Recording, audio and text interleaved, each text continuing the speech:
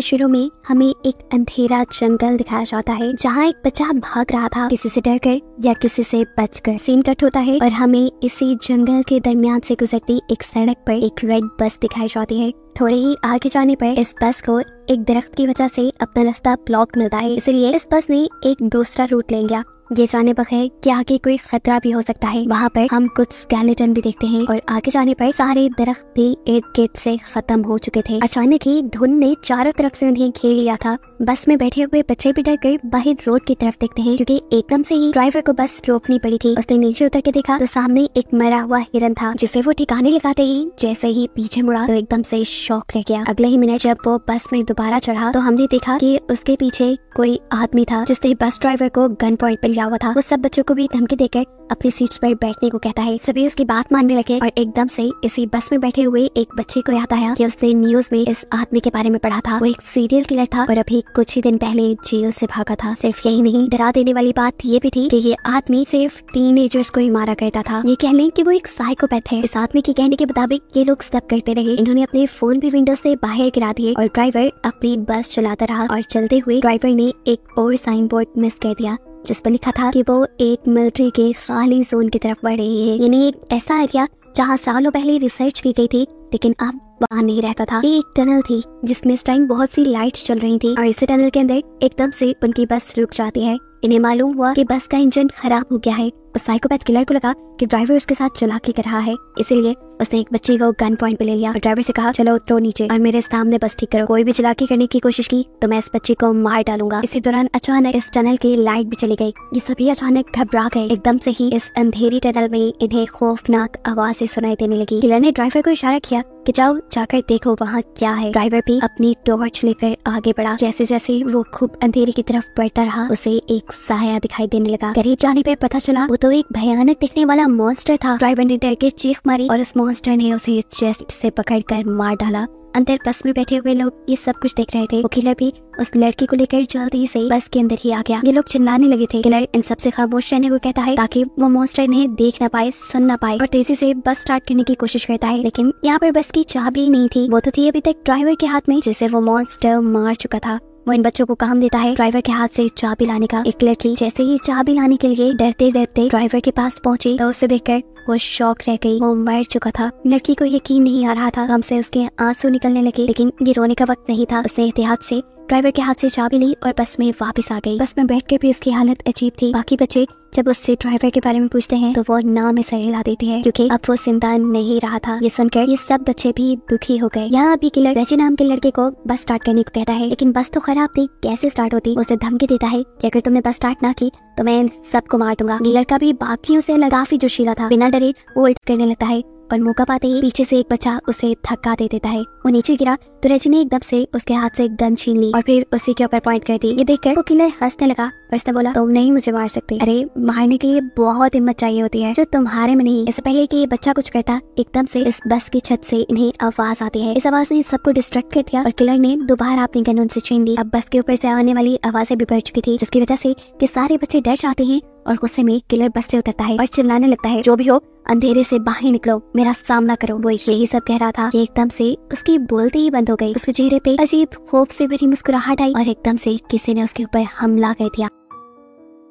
हमला करने वाले ने उसका सर धड़ से अलग कर दिया था और बस के अंदर से ये देखकर बच्चे बिल्कुल शॉक रह गए। वो खामोश हो चुके थे क्योंकि उन्हें क्रिएचर यानी मॉन्स्टर के एक हाथ में उस आदमी का सर और वो खौफनाक सी दिखने वाली क्रिएचर नजर आ रही थी। उसके हाथ में बहुत सारे टेंटिकल्स थे जो उसने इस आदमी के सर के अंदर धंसाए हुए थे। इन्हें समझ ही नहीं आ रही थी कि ये क्या करे। ये लोग अब अपनी जान बचाने के लिए इस बस के अंदर रहने का ही डिसाइड करते हैं, लेकिन तब तक ही जब तक इन्हें अपने बस के बाहर से अजीब आवाजें सुनाई नहीं देने लगी थी। कड़कड़ाती हुई आवाज से बस का दरवाजा खुला और इन्होंने बस की सीट के ऊपर उसी मॉन्स्टर के बड़े बड़े हाथ देखे। इन्हें मॉन्स्टर बस के अंदर आ चुका था, जिससे बचने के लिए ये बस के दूसरे डोर से नीचे की तरफ भागने लगे, पर ये दरवाजा नहीं खुला। उनके हाथ में टॉर्च थी जिसका मुंह गलती से जब मॉन्स्टर की तरफ होता है तो ये नोटिस करते हैं कि मॉन्स्टर इस लाइट से डर रहा है। बस इसी चीज का फायदा उठाते हुए इन्होंने उस मॉन्स्टर को लाइट के जरिए ही दूर रोक के रखा कि जितने में इनकी बस का दरवाजा भी खुल गया और ये लोग बस से उतर गए। लाइट को मॉन्स्टर की तरफ रखते हुए ये लोग आगे की तरफ भागते रहे और पहुंचे एक बंकर के अंदर। इस बंकर के अंदर एक रूम भी था जिसपे इस पूरी जगह का एक मैप बना हुआ था, जिस देखकर ये पता चलाते हैं कि ये एक मिलिट्री बेस है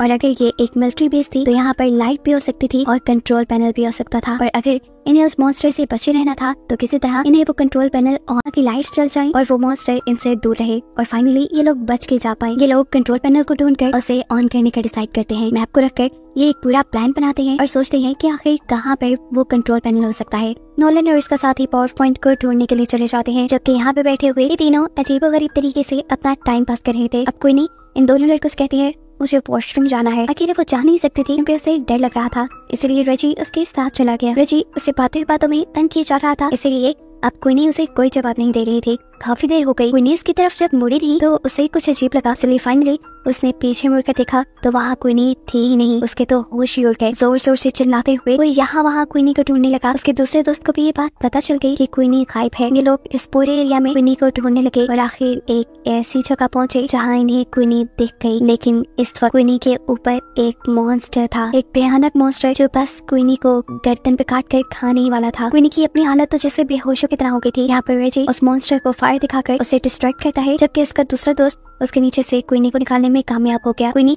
और वो दोनों तेजी से आगे की तरफ बचकर भागने लग जाते हैं। ये सोचे बगैर कि रेजी तो उनके पीछे है ही नहीं। असल में रेकी के हाथ से मिसाल इस मॉन्स्टर ने गिरा दी थी और वो नीचे पानी में गिरकर बुझ गई और अब मॉन्स्टर बस उसके ऊपर हमला करने ही वाला था। उसके मुंह से अजीब सी चीजें निकलकर रेजी के मुंह पे गिर जाती हैं और ये खून था। क्वीनी और उसके दोस्त ने आकर जब रेजी को देखा तो उनके होश ही उड़ गए। ये लोग तो अब कुछ कर भी नहीं सकते थे और इससे पहले कि ये मॉन्स्टर रेजी को खा जाता एकदम से यहाँ लाइट आ जाती है, जिसकी वजह से मॉन्स्टर डर कर रेजी को छोड़कर चला जाता है और ये लोग समझ जाते हैं कि इनके दोस्तों को आखिर जनरेटर मिल ही गया। यहाँ नोलन और उसके साथी जिन्होंने ये जनरेटर ढूंढकर ऑन किया था उन्हें ही पास में एक कमरा मिला जिसमें एक डेड बॉडी पड़ी हुई थी और साथ ही बहुत सारी पिक्चर और नोट्स भी थे। इन नोट्स में सिर्फ इसी क्रिएचर के बारे में इंफॉर्मेशन थी। ऐसा लग रहा था कि जैसे किसी ने इस क्रिएचर के ऊपर बहुत रिसर्च की है और फिर जैसे वो इसको मारने में कामयाब नहीं हो पाया। खैर ये सब पढ़ना इनका पॉइंट नहीं था। इनका पॉइंट था कि ये जल्द ही सेफली इस कार से निकल जाए, इसीलिए ये पीछे की तरफ मुड़ते हैं तो इन्हें दूर से एक अजीब सा शैडो दिखाई देता है। ये दोनों डर गए। इन्होंने सांस तक रोक लिया क्योंकि आने वाला मॉन्स्टर भी हो सकता था। पर मालूम हुआ कि ये कोई मॉन्स्टर नहीं बल्कि उसके तीनों साथी थे, जिनको देखकर ये खुशी सिर्फ एक पल की थी क्योंकि अगले ही पल उन्होंने क्वीनी की गर्दन पे एक निशान देखा। वो जख्म था, बहुत गहरा जख्म जिसके अंदर से खून निकल रहा था। ये उस मॉन्स्टर के काटने की वजह से हुआ था। ऐसा भी हो सकता था कि अब क्वीनी इन्फेक्टेड होकर उस मॉन्स्टर में बदल जाए। उनमें से कहता है कि शायद हमें क्वीनी को साथ नहीं रखना चाहिए, लेकिन ये लोग ऐसा नहीं करते। ये क्वीनी को साथ ही रखते हैं। उसके साथ आके क्या होने वाला है इस चीज की इन्फॉर्मेशन लेने के लिए ये दोबारा उसी कमरे में जाते हैं जहाँ पहले उन्हें बहुत से नोट्स मिले थे उस मॉन्स्टर के बारे में। वहाँ पड़े हुए बहुत से नोट्स में से वो एक नोटबुक उठाते हैं और उसे पढ़ना शुरू करते हैं। ये एक लड़के की कहानी थी जिसे अपनी बहन के साथ नई नई जगहों को एक्सप्लोर करना बहुत अच्छा लगता था। पर ऐसे ही ये लोग एक दिन एक्सप्लोर करते करते इस मिलिट्री बेस तक आ गए। वो लड़का जिसने ये कहानी लिखी थी वो यहाँ के मैप को गौर से देखता रहा और पीछे ही रह गया, जबकि उसकी बहन आगे आगे बढ़ती रही और एकदम से वो शॉक हो गई जैसे उसे टनल के अंदर कोई अजीब चीज नजर आई हो। पीछे जो उसका भाई खड़ा था वो जैसे ही उसकी तरफ देखता है तो बहुत देर हो चुकी थी। टनल के अंदर से चीखने चिल्लाने की आवाज आ रही थी। इससे वो खुद भी डर गया और अंदर जाकर अपनी बहन को बचाने के बजाय वो जंगल की तरफ भागने लगा ताकि वो अपनी जान बचाकर यहाँ से जा सके। ये वही सीन है जो हमने मूवी के स्टार्ट में देखा था। इस टाइम ये बच्चा तो यहाँ से चला गया, लेकिन अब उसके दिमाग में ये इंसिडेंट रह गया था। उसके दिल में ये बात रह गई थी कि उसकी लापरवाही की वजह से उसकी बहन मारी गई और अब वो उस चीज से बदला लेना चाहता था जिस चीज ने उसकी बहन को मारा था। सालों गुजरने के बावजूद भी वो कुछ नहीं भूल पाया। उसने इस मॉन्स्टर के ऊपर रिसर्च की, उसके बारे में एक एक चीज पता चलाई और फिर प्लान किया कि कैसे वो इस मॉन्स्टर को मार सकता है। उसने मॉन्स्टर को मारने के लिए एक मशीन तक बना डाली थी,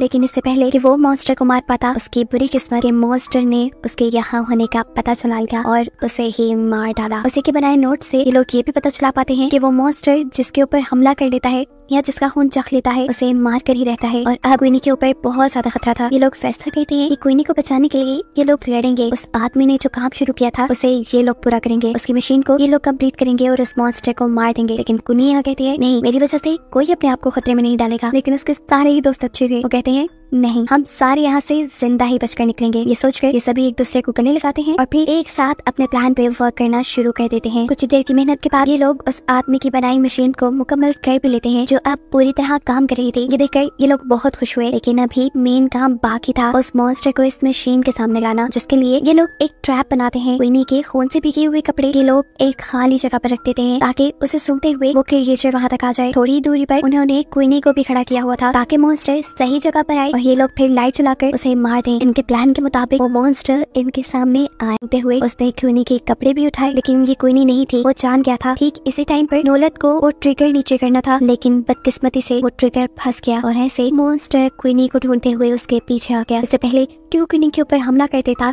ठीक वक्त पर वो लोग उस मशीन का ट्रिगर ऑन कर देते हैं और बहुत सारी लाइट उस मॉन्स्टर पे पड़ने पर मॉन्स्टर क्वीनी को छोड़ देता है। क्वीनी और उसकी दूसरी साथी तेजी से भागते हुए टनल से बाहर निकल आते हैं और यहाँ बेटी का साथी तेजी से भागते हुए उस मॉन्स्टर के पेट में स्टैब कर देता है, लेकिन इनकी बदकिस्मती कि उनके इस वार ने मॉन्स्टर का कुछ नहीं बिगाड़ा था। अब इन लोगों के पास बस यही हल था कि ये लोग अपनी जान बचाकर यहाँ से भागे। हाथों में मशाल लिए ये लोग बाहर की तरफ भागने लगते हैं, लेकिन अब मॉन्स्टर इनके पीछे पीछे था। वो दोनों लड़कियां तो कब की टनल से बाहर निकल गई थी। टनल से बाहर निकलते ही उन्होंने सुकून का सांस लिया और पीछे देखा जहाँ अभी तक उनके दोस्त नहीं आ रहे थे और अब उनके सामने मॉन्स्टर भी खड़ा था। डर से ये लोग कांपने लगे, लेकिन मॉन्स्टर बाहर नहीं आया क्योंकि बाहर रोशनी थी। इतने में ही पीछे हम उन तीनों लड़कों को भी देखते हैं जो अब इस मॉन्स्टर के करीब आकर पीछे से उसे आग लगाकर टनल से बाहर आ गए। वो मॉन्स्टर आग में जल गया और फाइनली इनका प्लान सक्सेसफुल रहा। इन्होंने उस मॉन्स्टर को मार दिया था। इन सब की जान बच गई थी, ना सिर्फ अपने लिए, इन्होंने यहाँ आने वाले आगे सभी लोगों के लिए खतरा खत्म कर दिया था। इसीलिए ये बहुत खुश थे। कहानी के आखिरी सीन में ये बच्चे अपने ड्राइवर को याद करते हैं जिसने इनसे एक पहेली पूछी थी कि वो ऐसी क्या चीज है जो हर मुसीबत से हमें बाहर निकाल देती है। उस टाइम तो इन्हें इस पहेली का जवाब नहीं आया था, लेकिन अब ये लोग समझ गए थे कि वो चीज हिम्मत है जो किसी भी इंसान को किसी भी मुश्किल से बाहर निकाल देती है। मरते हुए भी ड्राइवर इन्हें बहुत बड़ा सबक दे चुका था जो इनकी लाइफ में बहुत काम आने वाला था। और बस यही बताते हुए ये कहानी यहाँ खत्म हो जाती है। कहानी की शुरुआत एक जंगल से शुरू होती है जिसके ऊपर आज एक प्लेन उड़ रहा था। इस प्लेन में आग लगी हुई से कोई चीज नीचे फेंकी गई थी। देखते ही देखते प्लेन तबाह हो गया और उसमें बैठे सभी यात्री मर गए। प्लेन से जो चीज नीचे फेंकी गई थी वो एक छोटू था और वो इस वक्त जानवरों के बीच था। धीरे धीरे वक्त बीतता गया और छोटू जानवरों के बीच ही रहकर बड़ा हो गया। कुछ सालों बाद कुछ शिकारी जंगल में आए थे। जंगल में जब उन्हें छोटू दिखा तो उन्होंने उसे एक बॉक्स में बंद कर लिया। एक लंबे सफर के बाद ये बॉक्स प्राचीन विभाग में पहुंच जाता है। शिकारियों ने विभाग वालों को सब बता दिया था कि उन्हें जंगल में एक जंगली लड़का मिला है, इसलिए विभाग वालों ने बॉक्स अपने पास मंगवा लिया था। विभाग वाले धीरे धीरे बॉक्स खोलते हैं, जिसके बाद जंगली जेल में आ जाता है। जेल में आते ही वो उछल कूद करने लगा क्योंकि उसका पूरा जीवन जंगल में बीता था। देखते ही देखते वो जेल तोड़कर बाहर निकलने की कोशिश करता है, लेकिन फिर एक गण देखकर पीछे हट जाता है। गण देखकर जंगली बेहद डर गया था। इसी बीच प्राचीन विभाग की लीजा भी आ जाती है। लीजा बहुत प्यार से जंगली से पेश आती है। लीजा का प्यार देखकर जंगली शांत हो गया था। लीजा उससे बात करने की कोशिश करती है, लेकिन जंगली को बोलना नहीं आता था। इसी बीच जंगली की नजर लीजा के तरबूजों पर पड़ती है, जिन्हें देखकर वो हैरान हो जाता है। जंगली ने आज पहली बार लड़की देखी थी। जेल के बाहर खड़े लोग भी उसकी हरकतें देखकर हैरान थे। वो समझ गए थे कि इस जंगली को कुछ नहीं आता, लेकिन धीरे धीरे ये सब सीख जाएगा। कुछ देर बाद जंगली का मेडिकल शुरू हो गया। विभाग के डॉक्टर उसके सभी टेस्ट करते हैं और जंगली सभी में पास हो जाता है। भले ही उसका जीवन जंगल में बीता था, लेकिन फिर भी वो पूरी तरह तंदुरुस्त था। अगले दिन जंगली को गिनती सिखाई जाने लगी। उसे बताया जाता है कि बॉक्स पर 3 बार हाथ मारना है और फिर केला मिलेगा। जंगली कोशिश तो करता है, लेकिन सफल नहीं हो पाता। कई कोशिशों के बाद वो ऐसी शरारत करता है कि विभाग वाले हैरान हो जाते हैं। गिनती के बाद जंगली को फिर से जेल में डाल दिया गया था। इस बार जेल में एक जिसे देखकर जंगली हैरान हो गया। विभाग वाले देखना चाहते थे कि शीशा देखकर जंगली क्या करता है। जंगली ने पहली बार शीशा देखा था, इसलिए पहले तो वो काफी डर गया था, मगर जल्दी ही उसे समझ आ जाता है कि शीशे में उसी की परछाई नजर आ रही है, जिसके बाद उसका डर भी खत्म हो जाता है। विभाग वाले समझ गए थे कि भले ही जंगली बोल नहीं पाता, मगर उसका दिमाग काफी तेज है। शीशे के बाद उसे जानवरों और इंसानों की तस्वीरें दिखाई जाती हैं, ताकि वो जानवरों और इंसानों में फर्क जान सके। जंगली की हरकतें देखकर विभाग वाले इतना तो समझ गए थे कि जंगली खतरनाक नहीं है। इसी वजह से उसे जेल से निकालकर एक बड़े कमरे में रख दिया जाता है। अगले दिन जब एक डॉक्टर कमरे में आता है तो वो उसके पीछे छुप जाता है। डॉक्टर यहाँ जा रहा था, वो उसके पीछे पीछे जा रहा था। डॉक्टर पूरे कमरे में उसे ढूंढता है, लेकिन वो तो उसके पीछे छुपा हुआ था। डॉक्टर जब कमरे से निकलता है तो वो भी उसके पीछे पीछे कमरे से निकल आता है। देखते ही देखते पूरे विभाग को पता चल गया कि जंगली कमरे में नहीं है। विभाग वाले उसे पकड़ने की पूरी कोशिश करते हैं, लेकिन वो उनके हाथ नहीं लगता और वहाँ से भाग जाता है। दूसरी तरफ लीजा अपने घर में काम कर रही थी। उसके घर में निमो नाम का एक बंदर रहता था। विभाग वाले लीजा के पास आकर उसे भी बता देते हैं कि जंगली भाग गया। उधर जंगली भागकर शहर में आ गया था और फिर जल्दी ही एक क्लब में आ जाता है। क्लब में एक लड़की बिल्कुल लीजा जैसी दिख रही थी। लड़की का पीछा करते करते वो जब बाहर आता है तो वो समझ जाता है कि ये लड़की लीजा नहीं है। वैसे लीजा भी जंगली को ढूंढ रही थी। उसे भी पता था कि जंगली को शहर के बारे में कुछ नहीं पता, इसीलिए वो काफी परेशान हो रहा होगा। इसी बीच जंगली घूमते घूमते कुछ बदमाशों के पास पहुंच जाता है। बदमाश पहले उसका मजाक उड़ाते हैं और फिर उसे मारने की तैयारी करने लग जाते हैं, लेकिन जब वो जंगली की ताकत तो उसी पल पीछे हट जाते हैं। सुबह होते होते जंगली देखता है कि कुछ पक्षी घबराकर उड़ रहे थे क्योंकि किसी ने उनका पेड़ काट लिया था। जंगली देखता है कि 2 आदमियों ने पेड़ काटा था और अब वो उसे एक गाड़ी में रखकर जाने लगे थे। जंगली भी गाड़ी के पीछे पीछे जाने लगा था क्योंकि वो पेड़ हासिल करना चाहता था। गाड़ी का पीछा करते करते वो भीड़ वाले इलाके में पहुंच जाता है। इतनी सारी भीड़ देखकर पहले तो जंगली डर गया था,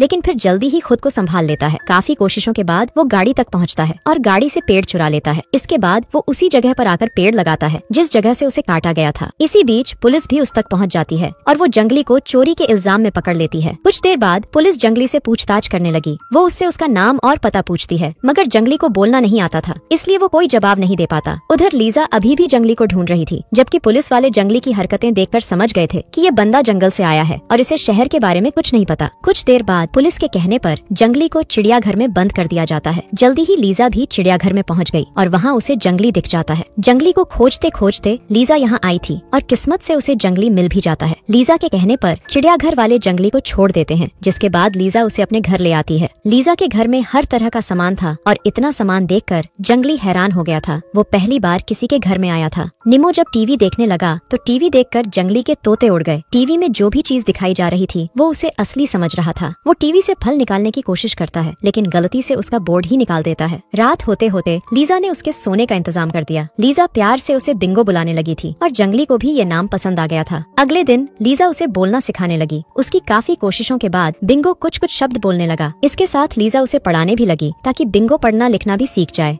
अब लीजा बिंगो को रोज बोलना भी सिखाती और उसे पढ़ना भी सिखाती। बिंगो के पास जो समय बचता उसे वो निमो के साथ गुजारता। ऐसे ही एक रात लीजा और बिंगो खाना खा रहे थे। आज लीजा ने खाने में नूडल्स बनाए थे। लीजा और निमो तो नूडल्स खाने लगे, जबकि बिंगो दोनों को हैरानी से देख रहा था। असल में वो नूडल्स को कीड़े समझ रहा था, मगर लीजा के समझाने पर वो समझ जाता है कि ये खाने वाली चीज है। अब बिंगो भी मजे लेकर नूडल्स खाने लगा। तीनों अभी खाना खा ही रहे थे कि तभी घर की घंटी बजती है। घंटी सुनकर लीजा ने जल्दी जल्दी बिंगो को छुपा दिया। इसके बाद वो जब दरवाजा खोलती है तो प्राचीन विभाग का एक डॉक्टर अंदर आता है। वो लीजा से बिंगो के बारे में पूछता है, लेकिन लीजा कहती है कि मैं भी बिंगो को ढूंढ रही हूँ। दरअसल लीजा ने बिंगो को प्राचीन विभाग से छुपा कर रखा था। वो नहीं चाहती थी कि बिंगो फिर से जेल जाए और फिर से डर जाए। इसी बीच बिंगो अपना भेष बदलकर डॉक्टर के पास आता है और आते ही डॉक्टर को मारने लग जाता है। डॉक्टर को लगा कि ये लीजा का प्रेमी है, इसलिए वो डर कर वहाँ से भाग गया। अब कहानी कुछ दिनों बाद शुरू होती है। बिंगो अब काफी हद तक बोलने लगा था और ये सारा कमाल लीजा की ट्रेनिंग का था। दोनों इस वक्त समुद्र के किनारे खड़े थे। बातें करने के बाद लीजा समुद्र में नहाने लगती है। जब वो नहाकर बाहर आती है तो बिंगो उससे पूछता है कि किनारे पर बैठे बाकी लोग क्या कर रहे हैं। दरअसल किनारे पर कई प्रेमी जोड़े बैठे थे जो इस वक्त प्यार में डूबे हुए थे। लीजा बिंगो को सब बताती है कि ये लोग पहले गर्म होंगे और फिर लेंगे। लीजा की बातें सुनकर बिंगो का डंडा भी गर्म होने लगा था। रात को जब लीजा सोने की तैयारी कर रही थी तो बिंगो उसके पास आता है। वो तो पहले से ही गर्म था और वो लीजा को भी गर्म कर देता है। इसके बाद दोनों एक दूसरे का पानी निकालकर सो जाते हैं। अब बिंगो को लगने लगा कि लीजा उसी से शादी करेगी और उसी के बच्चों को जन्म देगी। ऐसे ही एक दिन बिंगो निमो के साथ खेल रहा था और लीजा अपने कमरे में थी। इसी बीच लीजा को उसके दोस्त सैम का फोन आता है। सैम को भी जानवर बेहद पसंद थे। वो लीजा से बिंगो के बारे में पूछता है तो लीजा उसे बताती है कि बिंगो मुझसे शादी करना चाहता है, लेकिन मैं शादी नहीं करना चाहती। उधर बिंगो ने दूसरे फोन पर उसकी सारी बातें सुन ली थी। उसका मानना था कि लीजा उसे बेहद चाहती है, इसलिए वो उसी से शादी करेगी। लेकिन लीजा की बात सुनकर वो बेहद उदास हो गया। अगले ही दिन उसने जंगल में वापस जाने का फैसला कर लिया और इस बार निम्मो भी उसके साथ जाने वाला था। लीजा को जब पता चलता है कि बिंगो ने उसका घर छोड़ दिया तो वो बेहद उदास हो जाती है। उधर बिंगो तो वापस जाना चाहता था, लेकिन शहर में जानवरों की हालत देखकर वो रुक जाता है। शहर में जानवरों की हालत अच्छी नहीं थी और ये चीज बिंगो को पसंद नहीं थी। वो प्राचीन विभाग में आकर सभी को समझाता है कि जानवरों की भी अपनी जिंदगी होती है और हमें उनकी जिंदगी में दखल अंदाजी नहीं करनी चाहिए। विभाग वाले उससे वादा करते हैं कि हम जानवरों की मदद करेंगे और उन्हें बिल्कुल भी परेशान नहीं करेंगे। कहानी के आखिर में बिंगो शहर में ही रहकर जानवरों की मदद करने लगा। लीजा भी उसके पास लौट आई थी और दोनों ने शादी भी कर ली थी। इसी के साथ इस कहानी का यही अंत हो जाता है। हमारी वीडियो देखने के लिए बहुत बहुत धन्यवाद। अगर आप ऐसी ही वीडियोस के दीवाने हैं तो प्लीज मेरे चैनल को जरूर सब्सक्राइब करें। मिलते हैं अगली वीडियो में, तब तक के लिए नमस्कार।